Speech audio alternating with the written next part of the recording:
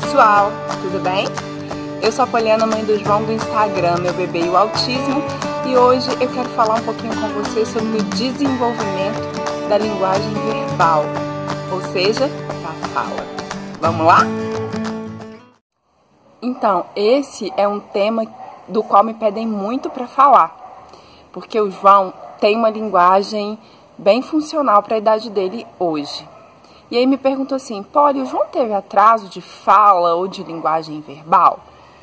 Sim, o João teve atraso de linguagem verbal, porque o João foi um bebê que não balbuciava, ele não juntava vogal com consoante, dadá, papá, mamá.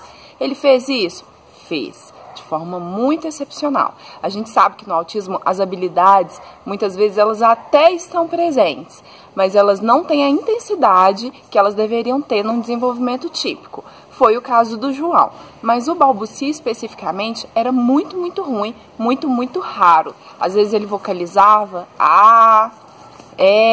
mas mesmo assim eram situações bem esporádicas. E mesmo com toda a estimulação, que no caso do João começou aos 3 meses e meio de idade, a terapia comportamental, mesmo assim, ele teve muita dificuldade para desenvolver o balbucio. Na verdade, ele nunca desenvolveu.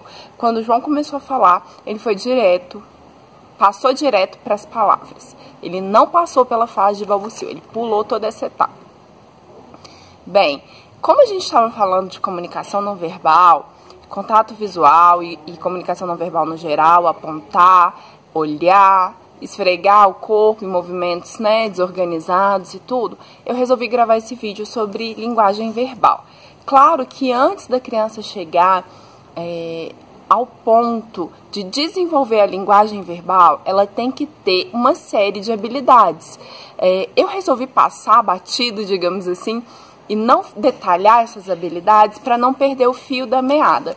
Mas depois de terminar essa série sobre linguagem, eu quero falar um pouco sobre cada uma das habilidades que a criança precisa desenvolver. Então, ao longo do tempo, eu vou fazer outros vídeos. E se o seu filho ainda não tem alguma habilidade que ele precisava ter para desenvolver a fala, continue acompanhando para você entender melhor como funciona esse processo.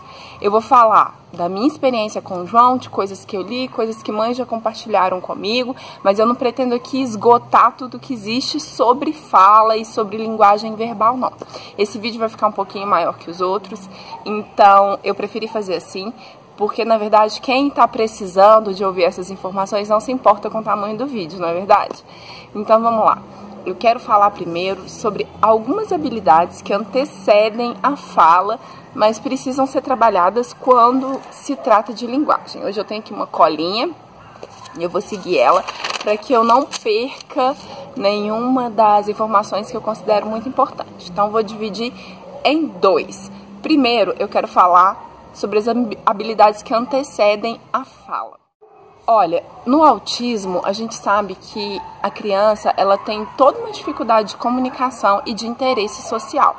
Então, muito dificilmente uma criança vai falar se ela não tem o menor interesse social, se ela ainda não tem um direcionamento para o outro, se ela não busca tanto o outro, as pessoas, se ela não tem tanto interesse em participar de atividades, em brincar, em se comunicar. Se ela não aprendeu a se comunicar, não verbalmente, por olhar, por gestos, muito dificilmente ela vai desenvolver uma linguagem verbal funcional.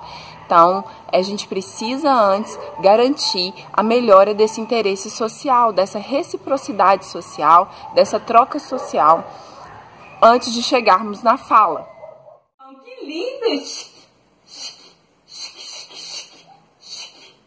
Isso, muito bem! Muito bem, ó. Faz. Faz. Cadê o chique-chique? E aí, como que a gente vai melhorar a reciprocidade, o interesse social e a troca social? Nós vamos melhorar isso através de atividades que estimulem tomadas de turno. E o que são essas tomadas de turno? É a minha vez e a sua vez. Então, a maioria dos modelos de intervenção para autismo, eles são divididos assim, em tomadas de turno. O adulto tem um ato e aguarda que a criança tenha outro. Isso para tudo, gente. Numa brincadeira, numa rotina sensorial, para fala, para tudo. Para você entregar alguma coisa para a criança, você espera que a criança faça algo. E por quê? Porque a comunicação ela é estabelecida em turnos. Eu falo e a pessoa responde.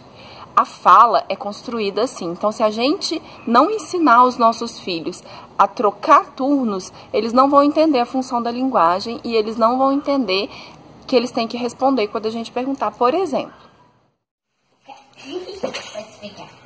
Aí, eu bato com a bola, então, hein? Bateu, bateu, bateu.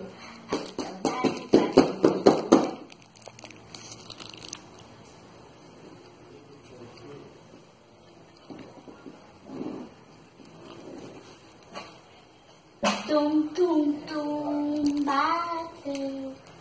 Tum, tum, tum, bateu. Tum, tum, tum, bateu. Isso. Bateu.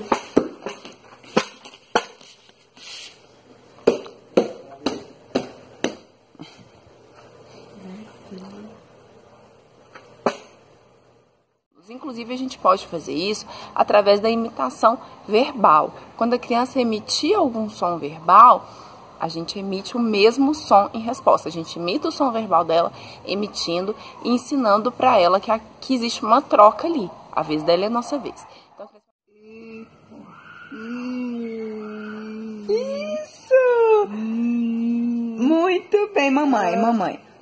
Oi! João. Outra coisa importante quando a gente quer trabalhar a fala é ter a certeza que os nossos filhos sabem imitar. Por quê? Porque a imitação, ela é um tipo de habilidade intrínseca à linguagem verbal. Quando eu falo, eu estou imitando sons que eu ouvi dentro de uma língua, da língua portuguesa. Então, eu estou reproduzindo, eu estou imitando os sons que eu ouvi a vida inteira. Então, eu preciso garantir que essa criança saiba imitar.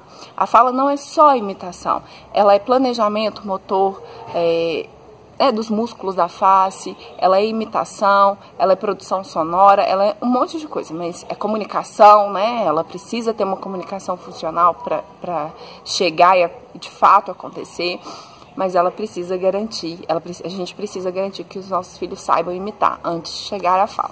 Então, nós vamos trabalhar com eles todo tipo de imitação, seja de gestos sociais, como tchau, como high five, né? Como dá, a gente leva a mão e ensina, dá. Seja de pular, correr, ação de jogo, colocar uma coisa, esperar que eles coloquem, bater num lugar, esperar que eles batam, mudar a direção de um carrinho, esperar que eles nos acompanhem. Então, todo tipo de imitação, inclusive a imitação orofacial. E essa é ainda mais difícil de ser feita, porque ela exige mais controle motor, mais consciência corporal e ela é mais sofisticada. Por isso que quando a gente vê um bebezinho no desenvolvimento típico, a gente vê o bebê tentando imitar muitas coisas antes de tentar imitar o beijo, antes de tentar imitar a piscadinha, antes de tentar imitar o bichinho. E da mesma forma, os nossos filhos vão passar por outras formas de imitação até chegar nessas. E quando eles chegarem nessas orofaciais, a gente sabe que do ponto de vista da imitação, ele já tem as habilidades necessárias para desenvolver a fala. E aí, durante esse processo em que nós estamos ensinando comunicação, em que nós estamos ensinando troca de turno, nós estamos narrando tudo que os nossos filhos estão fazendo, porque a gente quer que eles adquiram vocabulário. É muito importante que a gente narre o tempo todo o que eles estão fazendo, que a gente se atente e que a gente use uma regra que chama mais um. Quando a criança não fala, a gente usa uma palavra só com ela. Então ela tá lá brincando com o carrinho, você não chega e fala, João está brincando com o carrinho. Não, você fala carro, carro. E o máximo que você vai fazer é acrescentar uma onomatopeia. bip. E aí ela vai começar a fazer a associação de que toda vez que ela tá brincando com o carro, minha mãe fala carro, então isso deve chamar carro. Ela vai começar a ganhar vocabulário. Porque quando a gente ouve o relato de autistas adultos, eles explicam que quando se usa muitas palavras com eles, eles se perdem naquele tanto de informação e não conseguem focar. A Temple Grandin, ela diz que ela não entendia o que as pessoas falavam. E no momento que ela começou a entender, ela conseguiu também produzir sons. Então a gente precisa se atentar para quantas palavras a criança fala. Ela não fala nada, nós vamos usar uma palavra só. Bolhas! Bolhas! E só. Bolhas! Bolhas! Bolhas! Bolhas! Bolhas! Bolhas! Balão! Balão! Bate! Bate! Se a criança fala uma palavra já com função, se ela já fala mamãe, bola, carro e ela ainda não forma frases, a gente vai começar a usar duas palavras com ela. Quero carro. Vem, mamãe. Dá água. E aí, ela já tem a capacidade de entender uma coisa a mais, porque ela já entendeu, processou e já fala uma palavrinha. É mais fácil. Outra coisa que a gente precisa estar atento é trabalhar a musculatura facial e a parte sensorial relacionada ao rosto, à boca, à língua, bochechas, tudo isso. Nossa, Polly, mas o que isso tem a ver com fala? E ao corpo também, por incrível que pareça. Bem, tem tudo a ver, gente. Parece desvinculado, mas nós somos uma coisa só, nós somos um conjunto. Então, é muito real isso. Tanto que crianças com distúrbio de integração sensorial, elas têm mais dificuldade para falar. Elas têm dificuldade de aprender o mundo como ele é. Imagina uma criança que não consegue processar os ruídos, como é o caso do João. Como que ela vai se atentar a um adulto e entender o que ele está falando se ele tem hiperresposta auditiva, se os sons são insuportáveis?